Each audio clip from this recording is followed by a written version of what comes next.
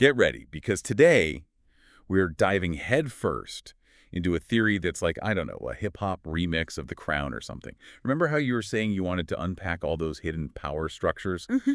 Well, this deep dive, this one takes the cake. We're going to be talking about a possible link between those hip-hop giants, Diddy and Jay-Z, and get this, the British royal family. Yeah, you heard that right. The source material you sent over, it lays out this whole theory. And look, we're not saying it's, the gospel truth or anything, but it's definitely got us thinking. What do you make of this whole thing claiming that Prince Philip was like a major player in all of this? Well, it's definitely a bold claim, that's for sure. I mean, usually when we think of Prince Philip, we picture, well, a figurehead, right?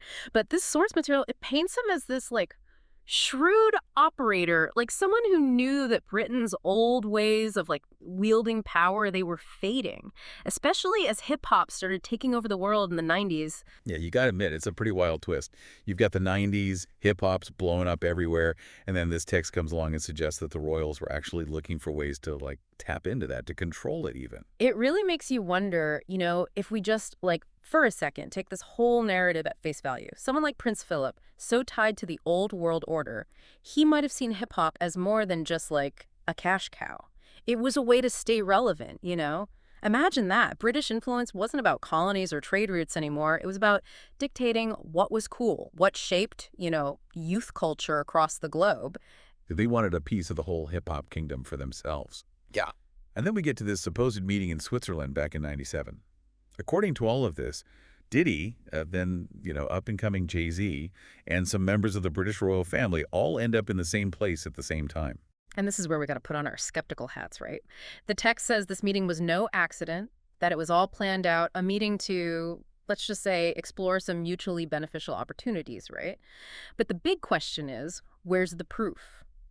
Besides this one source, that is, imagine trying to find proof of a secret meeting like that. We'd be talking financial records, leaked schedules, maybe even memoirs from people who were close to this whole circle. That's like trying to, I don't know, catch smoke with your bare hands or something. But, okay, let's just say we entertain the idea for a minute. The text thing gets really vague about what this so-called deal actually was. And yet what we see in the years after this supposed meeting is that both Diddy and Jay-Z's careers just explode. They're not just successful, they become global icons. They build empires that span music, fashion, everything. Exactly. They became powerhouses, right? Yeah.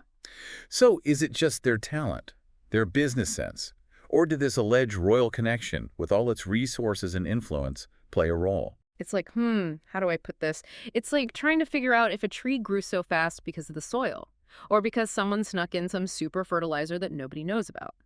This source material throws out the idea of shell companies, saying royal money was secretly woven into Diddy and Jay-Z's businesses. That's a claim that, well, you'd need a whole team of forensic accountants to even try and unravel. And speaking of things that are hard to track down, the text also mentions Jay-Z's lyrics from back then. He's got lines about diamonds from Sierra Leone, and he's making connections with UK investors. On the surface, it just looks like a smart businessman making moves, expanding his portfolio. But if we even consider what the text is suggesting, it makes you wonder if these weren't subtle hints, breadcrumbs leading back to this whole web of influence. We tend to think about cultural influence as this subtle thing, this invisible force, But this source, it's saying it can be way more deliberate, almost like a chess game, you know what I mean? Where you've got these players moving their pieces across this global board. And by the mid-2000s, hip-hop's influence, it's everywhere, right? So the stakes in this, supposed game, they would have been huge. Okay, so imagine this. Hip-hop is shaping everything. Fashion, the way people talk, even politics to a certain extent. And you've got this text suggesting that the British monarchy, with all its history and tradition, might be trying to get in on that. So it's not just about the money anymore at this point. It's about controlling the narrative, right? Yeah. Shaping how the world sees them. Exactly. It's about staying relevant. The text is saying that for these institutions, these old institutions like the monarchy, staying relevant, it means adapting. And in this case, maybe that means cozying up to people like Diddy and Jay-Z who have their fingers on the pulse, It's, I don't know, it's kind of a wild thought, right? But to make their point, the text brings up this supposed dinner at Kensington Palace back in 2008. Okay, so picture this.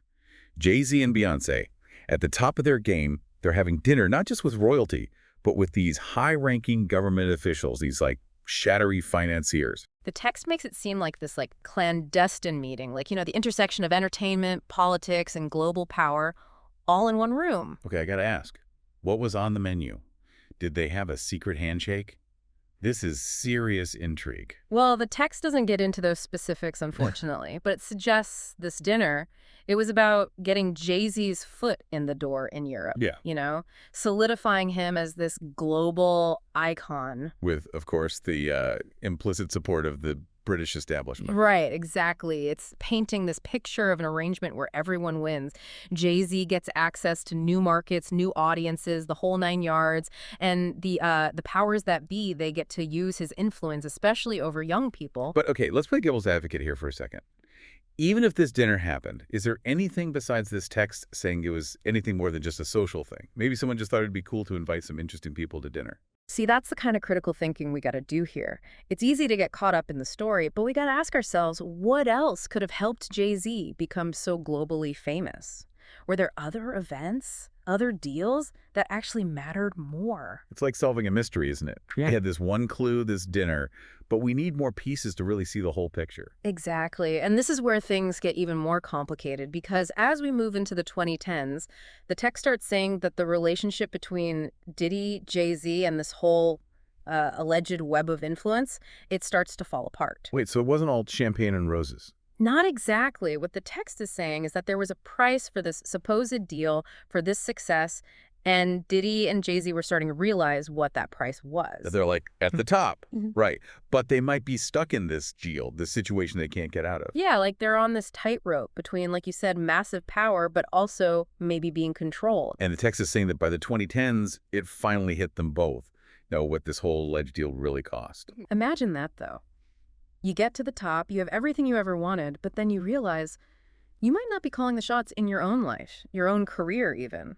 Man, that's kind of dark when you think about it. It really is. It makes you question this whole idea of fame, Like, at what point does success, especially in music where image is everything, at what point does it come with, strings attached? The text even says that things like, remember that whole Jay-Z Nas feud? Huge deal in the hip-hop world.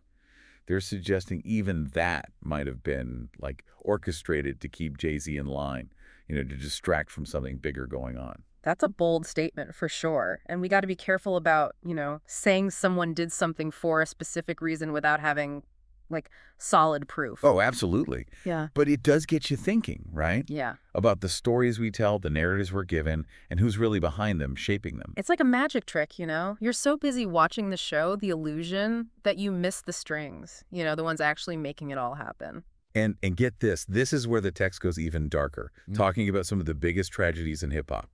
They're implying that the deaths of Tupac and Biggie, which still resonate so strongly today, were somehow connected to all of this. Maybe to, maintain control over where hip-hop was going. Whoa, okay, we got to pause here for a second. That's a serious, serious accusation, and it's not something to throw around lightly. No, absolutely not. And to be clear, the text, it doesn't give any actual proof to back that up. We have to approach these kinds of topics, these sensitive topics, with care and respect. We got to separate speculation from actual facts. It's a good reminder that even when we're going down these rabbit holes, thinking about different theories, we can't just say whatever we want. Exactly. At the end of the day, that's what this deep dive is all about. It's about looking at what we're told and asking questions, thinking critically. So where do we go from here? The text kind of ends on this open-ended note, saying that Diddy and Jay-Z, they know about this whole alleged deal. They might even be trying to, subtly fight back against it.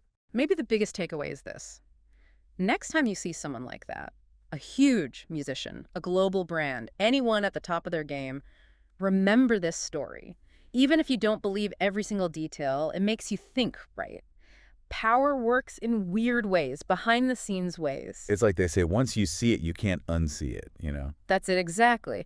It's about understanding that there's always more to the story than what we see on the surface, especially with fame, power, all of that.